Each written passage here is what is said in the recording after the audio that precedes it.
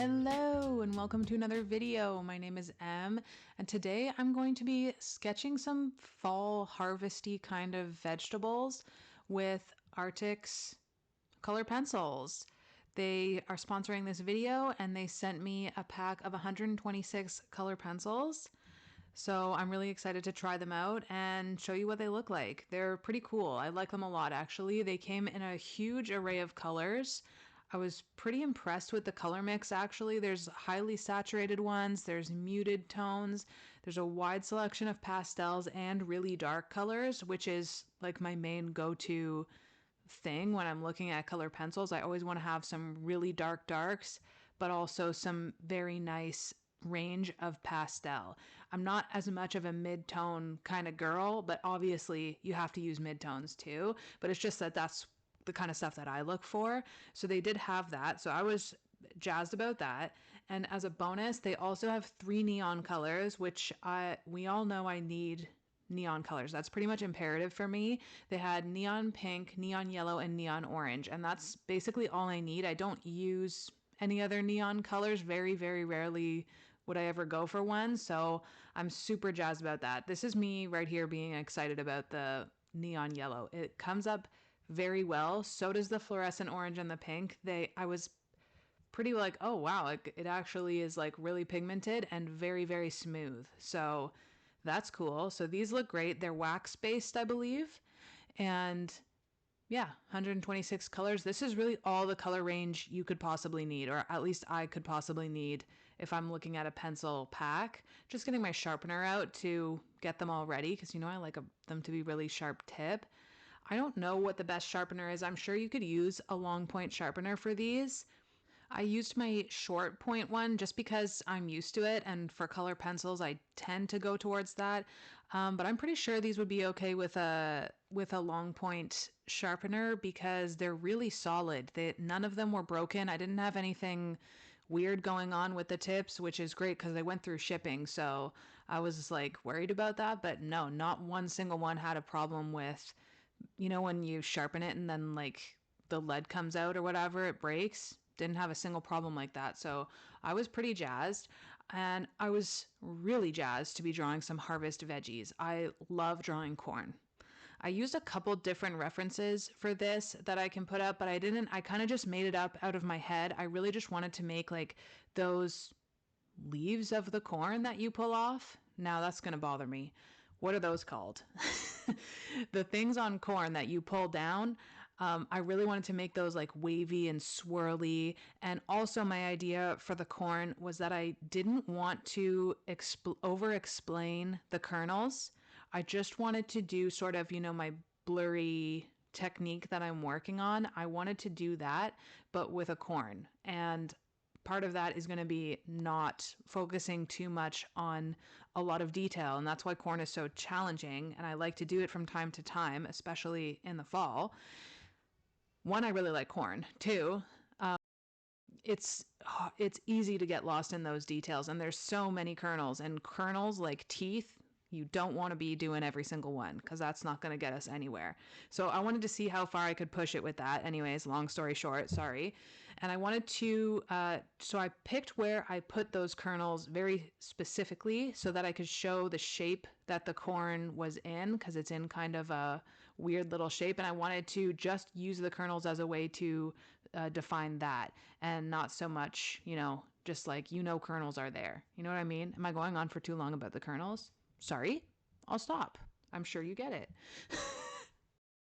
And I had like a clear idea in my head with this corn as well about how I wanted it to go. I really had like a thought. Instead of just going with the flow, like sometimes I do, I was like, I'm going to draw this corn and I'm obsessed. I can't wait.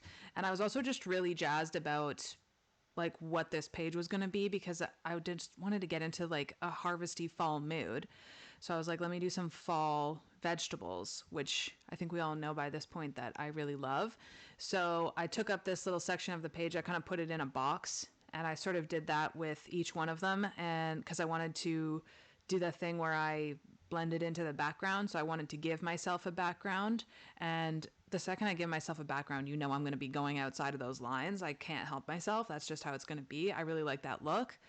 And I just slowly, like I would do with any other color pencil, I just slowly was layering up the colors, except I was maybe trying something new. So I was like, what's this one going to do? What's this one going to do? So my other page, the other side of the page on the sketchbook, looks a little crazy because I was just swatching them a lot. Of course, when I was swatching out the page, I for some reason didn't put any numbers or indicators of what those colors were because I was just too excited to like look at all of them.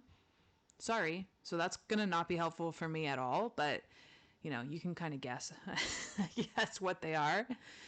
And I used in the background, I used a lot of sort of teal or bluish colors in there because I just thought it would look really cool with the orangey yellowness of the corn. I thought those two colors would go together well. So I stuck more, I guess I leaned more warm for the corn, obviously. And then I tried to do a bit of a cooler background, cooler toned. And I think that worked out pretty good. I really, really like how the corn turned out. I love the corn actually. Okay.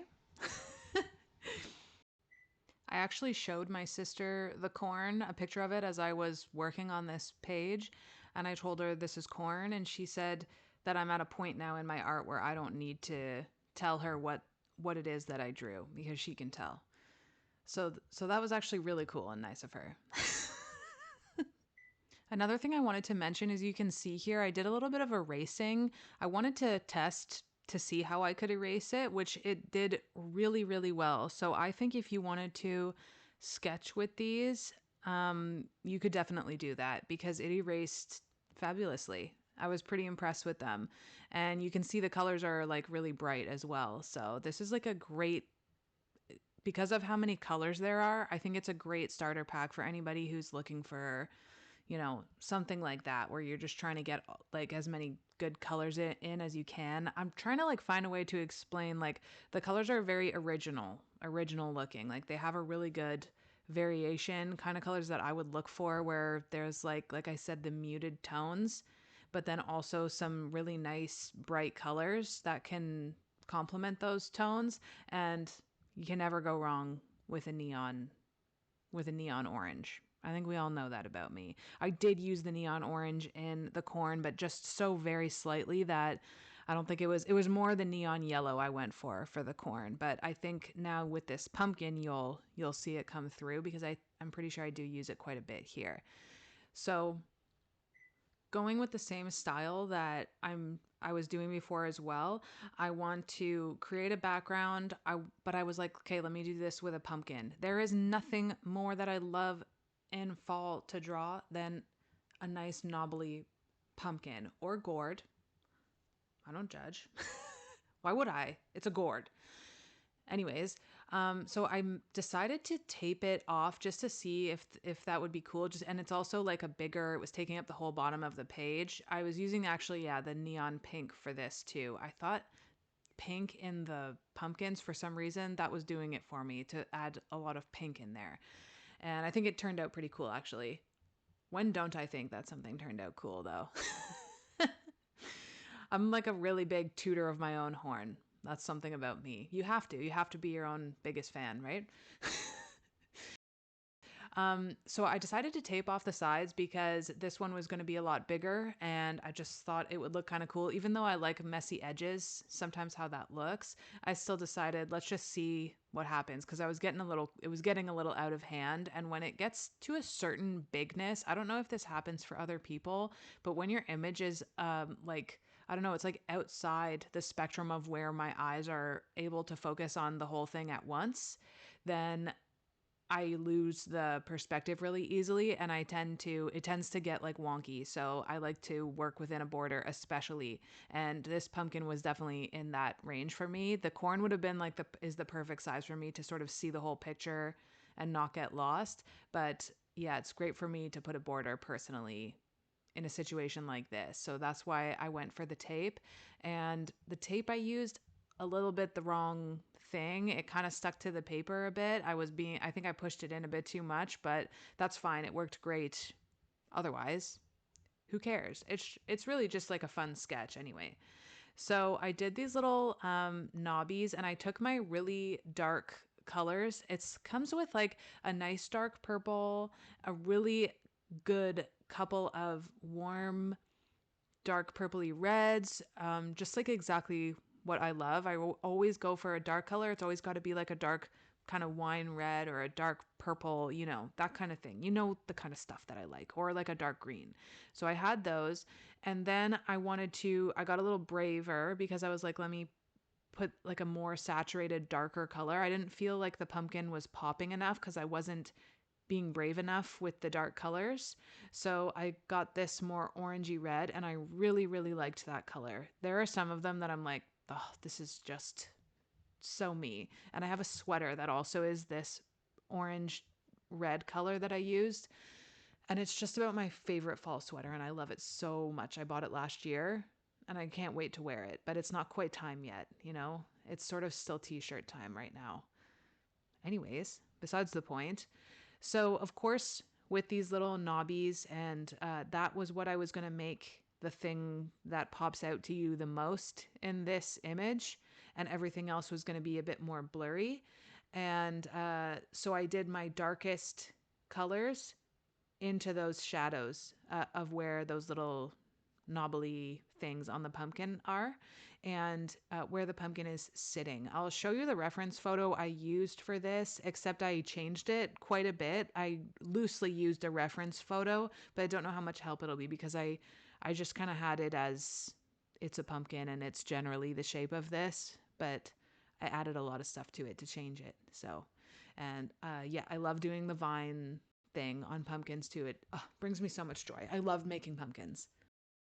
Oh, and for the background on the pumpkin, I wasn't really sure. I just kind of went with a more neutral, brownish, grayish kind of thing, but with a lot more color in it because I didn't really know where to go. And I wanted to honestly just test the colors out and see what was going on and how many colors I could put in there. But I think in the reference photo that I was loosely going by, I'm pretty sure it was just neutral kind of background. So I was like, okay, I'll just kind of make it blurry and whatever. So I think that was really fun. The only thing is that I wish I maybe did a little bit more darker colors. I wish I could have sort of been a little braver with that, but just for the pumpkin part. So for this last one, I decided to do a red onion.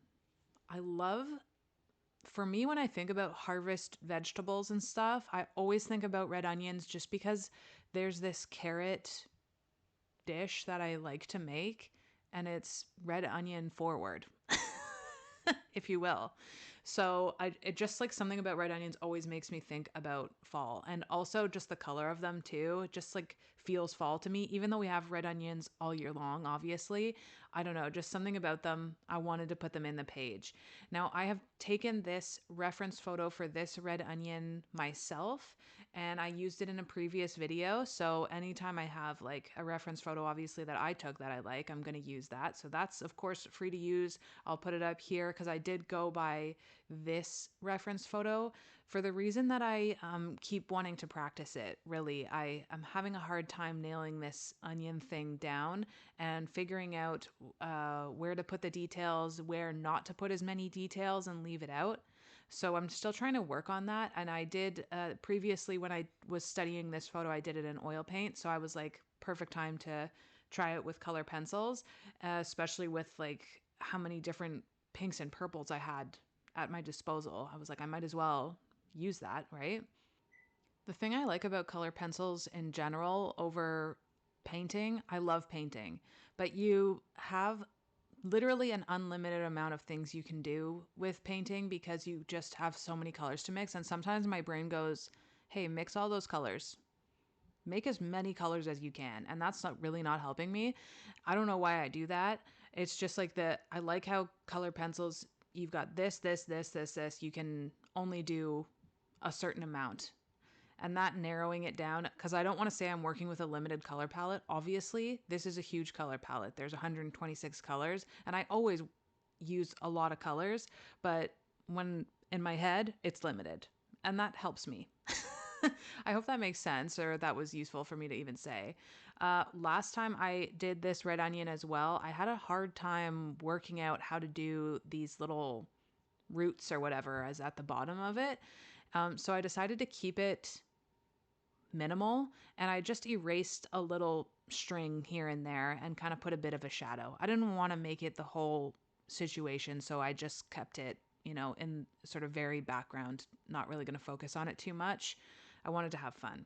So that's the red onion. And because I'm getting at the end of my book as well, I have to put these little binder clips on it now because the papers are getting floppy.